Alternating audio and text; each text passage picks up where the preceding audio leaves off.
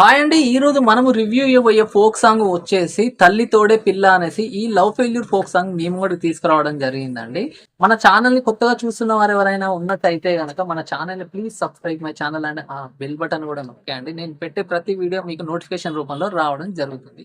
ఇంతకీ ఈ తల్లి తోడే పిల్ల అనేసి ఈ ఫోక్ సాంగ్ యాక్ట్ చేసిన వారు ఎవరనేసి అంటే గనక మన మినీ మ్యాక్స్ గారు అండ్ భారతి రమ్య గారు యాక్ట్ చేయడం జరిగిందండి.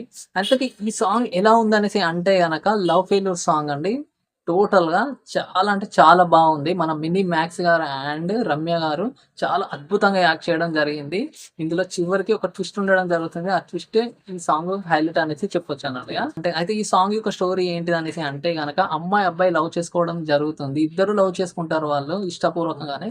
అలాగే అమ్మాయి ఏం చేస్తుందంటే అబ్బాయిని మోసం చేసి ఇంకొక అబ్బాయితోనే తిరగడం తను హీరో గారు చూడడం జరుగుతుంది అన్నట్టుగా.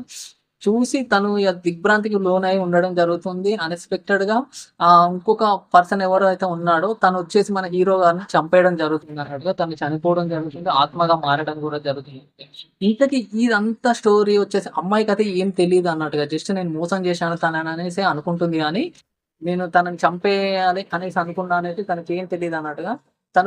తను చనిపోయాడు అనేసి తెలిసిన తర్వాత ఈ అబ్బాయి ఇంకొక పర్సన్ అయితే ఎవరు ఉన్నారు తను నన్ను మోసం చేశాడు అనేసి తెలుసుకున్న తర్వాత తను ప్రేమించిన అటువంటి మన హీరో గారి వారింటికి వెళ్తే తను చనిపోయడం తెలవడం జరుగుతుంది. తను చనిపోయిన ప్లేస్ కి వెళ్ళడం జరుగుతుంది. తను ఒక ఆత్మలా మారి అక్కడ కూర్చొని తన కోసం ఎదురు చూస్తూ చాలా భీకరంగా ఏడవడం జరుగుతుంది అన్నట్టుగా.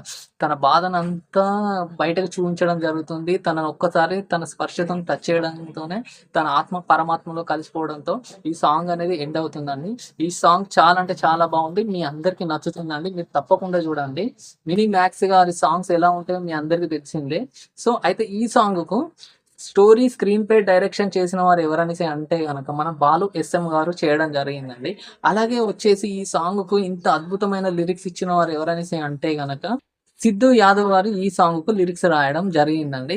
అయితే ఇంత మంచి సాంగ్ ను పాడిన వారు ఎవరనేసి అంటే గనక మన హనుమంత్ యాదవ్ గారు ఈ సాంగ్ సోలో పర్ఫార్మెన్స్ లో చాలా బాగా పాడాడనేసి చెప్పొచ్చు.